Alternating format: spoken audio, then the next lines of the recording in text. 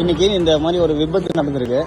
அதுவும் வந்து இந்த எலக்ட்ரிக்கல் லைனில் வந்து ஒருத்தவங்க தூய்மை பணியாளர் காலை வச்சு இறந்து போயிருக்காங்க.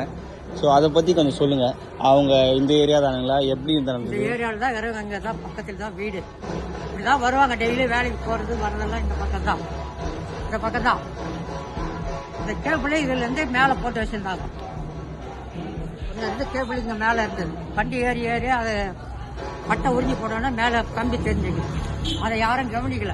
நேற்று இன்னைக்கு மழை அதிகமாக அடிச்சதுனால தண்ணி முட்டி தண்ணி இவ்வளவு இருக்குது. அந்த பொண்ணு பாவம் 4:30 4:45 வேலைக்கு போகுது. திருவாமூரில் வேலை செய்யுது. அது போகும்போது தான் இப்படி வந்த வாக்கில் இப்படி போன வாக்கில் அது தூக்கி போட்டு இப்படி போன பொண்ணு இப்படி ஒழிச்சு அப்படியே கிடக்குது. பாடி அப்படியே கையை வச்சு அப்படியே நடந்தது. இதை நீங்க பார்த்து தகவல் எப்போ கொடுத்தீங்க? அவங்க அதிகாரிகள் எப்போ வந்து நம்மளை பார்த்தாங்க? நாங்கள் கரெக்டாக 5 மணிக்கெல்லாம் தகவல் கொடுத்துட்டோங்க. வந்தாங்க, கரண்ட் ஆஃப் பண்ணவும் வரவும் இல்லை. அவனுங்க 5:30 மணிக்கு வந்தானுங்க. அதுக்கப்புறம் 6:30 மணிக்கு மேலே தான் அதிகாரிங்க எல்லாம் வந்தாங்க. எல்லாம் வந்து பூரா பேர் வந்தாங்க. அவர் சுகாதார அமைச்சர் வந்தார். 6:30 மணி 6:45 7 மணி இருக்கும்னு வச்சுக்கோங்களேன். அவர் வந்தார். அவர் வந்து உள்ளே போய் பேசினார். பேசிட்டு போயிட்டார். அவ்வளோதான். நேற்று இதே மாதிரி ஒரு சம்பவம் நடந்ததுன்னு சொன்னாங்க. அதை பற்றி கொஞ்சம் சொல்லுங்க. என்ன அது? நேற்று என்ன நடந்ததுன்னு தெரியாது. மழை நேற்று பயங்கர மழை, இடி மண்டலம் விழுந்ததுங்களா. அவங்க அதுவும் அந்த கடைக்கு வந்துக்கிறாங்க.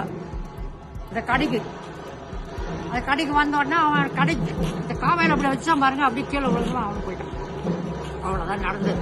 ஆனால் அது அவங்க கரண்ட் சாக்கு அடிச்சதுன்னு யாருக்கும் சொல்லலை. மின்னல் தாக்கிடுச்சு, இடி இடிச்சுது, அதில் விழுந்துட்டான் அப்படி இப்படி. நீங்கள் இதுக்காக இந்த கேபிள் லைன் போடுறதுக்காக அதிகாரிகிட்ட எத்தனை மாசமா பார்த்துட்டு இருக்கீங்க? 4 மாசம். 4 மாசமா கொடுத்தோம். இன்னைக்கு போடுறோம், நாளைக்கு போடுறோம். கேபிளே இல்லை எங்ககிட்ட, எதுவுமே ஸ்டாக் இல்லைன்னு சொல்றாங்க. அந்த ஏஐ கிட்ட சொன்னாலும் வருவாங்க, போங்க நீங்க போங்க வருவாங்க அப்படின்ட்டான். அந்த ஏஐ அவர் பேர் ராதாகிருஷ்ணா இருவா, அவர் அந்த ஏஐ பேர். அவர் இப்போ இல்லை. இந்த சம்பவம் நடந்தோன்னா அவர் வேற எங்கேயும் மாத்திட்டு போயிட்டாரு. இப்போ வேற ஆள் வந்துக்கிறாங்க. இப்போ 3 நாளைக்கு முன்னாடி தாங்க நாங்கள் லெட்டர் கொடுத்துட்டு வந்தோம். 20-30 பேராட்ட போய் வீட்டு அங்கே ஆபீஸ்ல கொடுத்த வந்து அவங்க எந்த ஸ்டெப்பும் எடுக்கல. நேற்று மழை பெஞ்சதுனால இவ்வளோ தண்ணி நின்றுது. ஃபுல்லாக தண்ணி தான். அந்த ரோடு இந்த ரோடு எல்லாம் கரண்ட் போயிடுச்சுன்னா வந்து போடுவாங்க. 200-300 கொடுன்னு வாங்கி போயிட்டே இருக்கிறாங்க. அதோட சரி. ஆமாம், வரமாட்டானுங்க. 1 ஹவருக்கு மேலே எல்லாரும் போன் அடிச்சா தான் வருவாங்க, இல்லைன்னா வரமாட்டானுங்க.